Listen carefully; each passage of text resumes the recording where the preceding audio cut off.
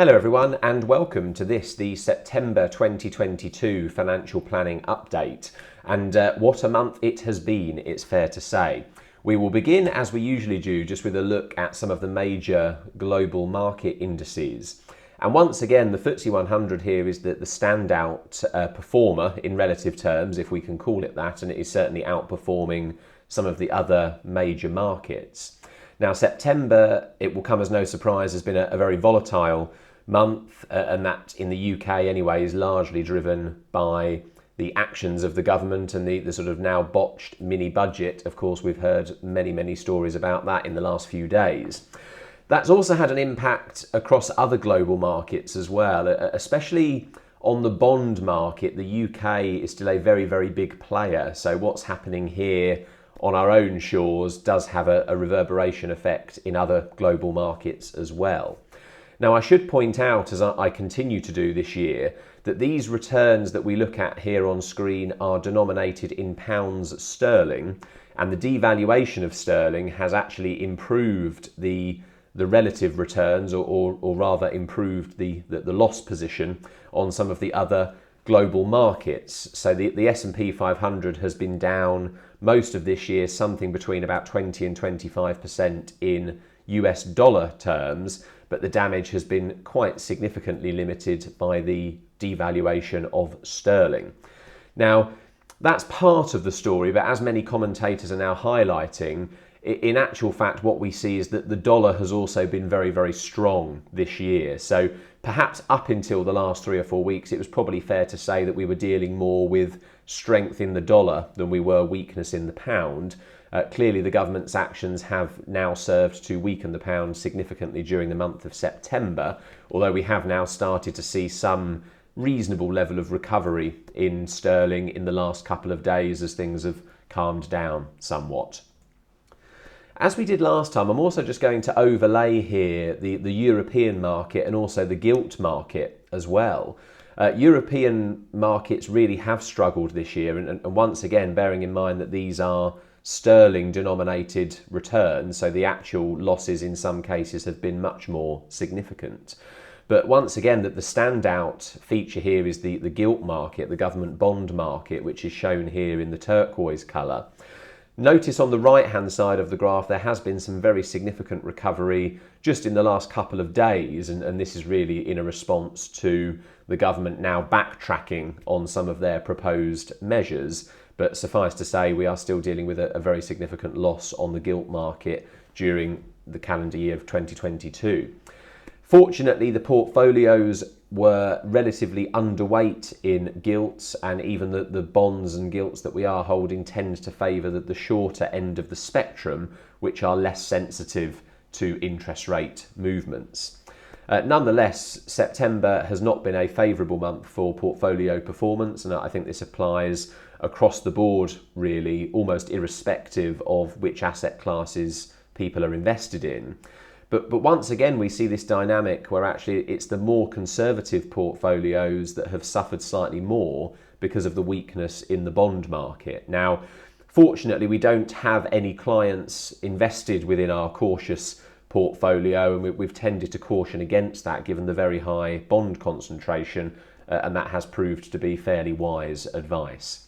However, as always, it's important to take a slightly longer term view, and if we zoom out here and just take a 2-year view, we see that most portfolios, again the cautious one being the exception, are delivering positive returns, and in some cases very reasonable positive returns. So as always, it's very easy to get caught up in the noise, but if we take a slightly more balanced view, then we see a much rosier picture, bearing in mind that we're looking here at a period where we were still recovering from the pandemic as well.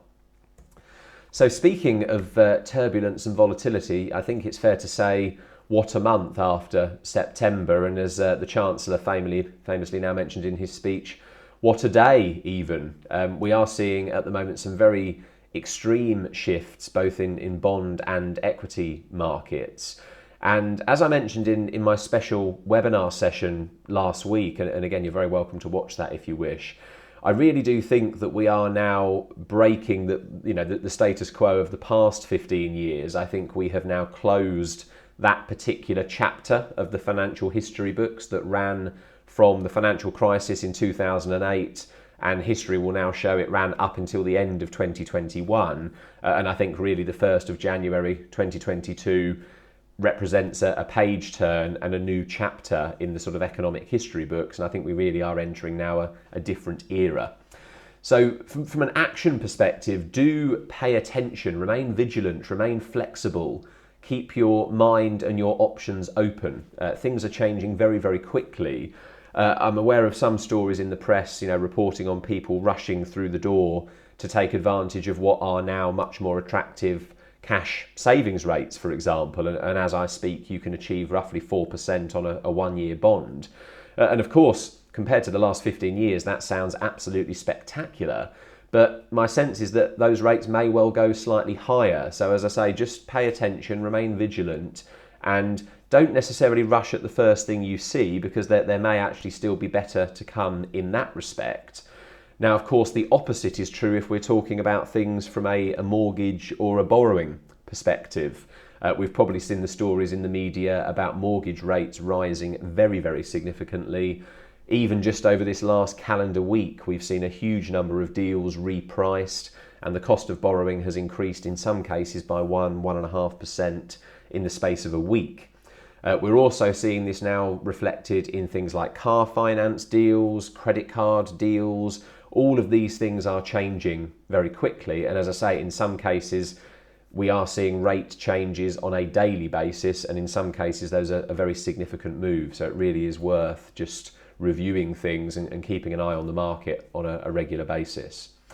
I've had a couple of conversations with buy-to-let landlords in the last couple of weeks, and these are people who are now facing a mortgage renewal in the next few months. And there is this question, if the mortgage rate is going to go up to what could very realistically be 6 or 7%, does my portfolio still pay? Does each property still generate a net return? Of course, every set of circumstances will be different. Every property is a slightly different proposition.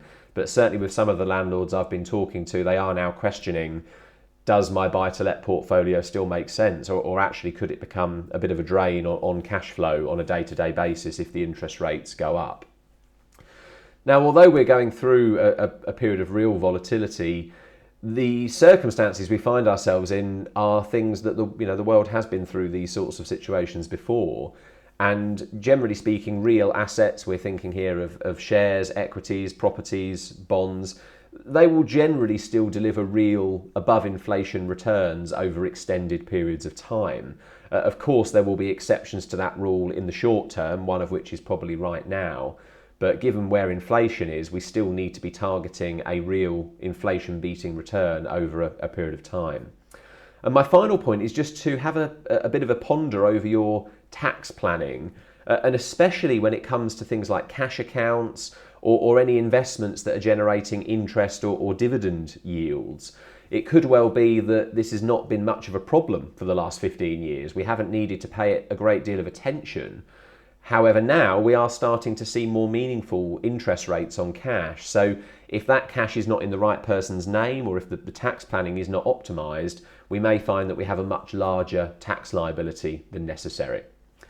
So that's everything for the update for September. Things are moving very, very quickly. So please bear in mind that these figures may well have changed quite substantially even by the time you listen to this presentation. And if you do need any assistance with your own financial planning, as always, please don't hesitate to contact a member of the Buckingham Gate team. Thank you.